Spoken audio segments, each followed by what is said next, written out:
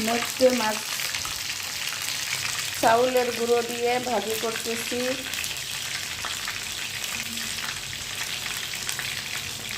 নটকে মাছ দিয়ে চাউলের গুঁড়া দিয়ে ভাজি অনেক মজা। বেগুনি, মাছের বেগুনি চাউলের গুঁড়ো দিয়ে।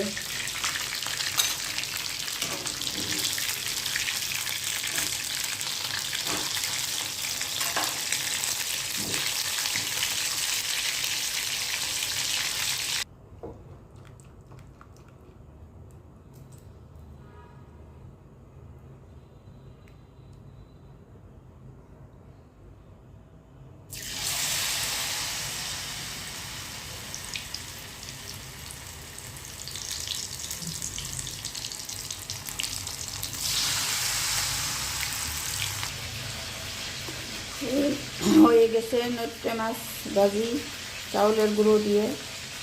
অনেক মজা লাগে খেতে। আপনারা খেয়ে দেখবেন, লাইক কমেন্ট করবেন, পাশে থাকবেন। আল্লাহ হাফেজ, বাই বাই।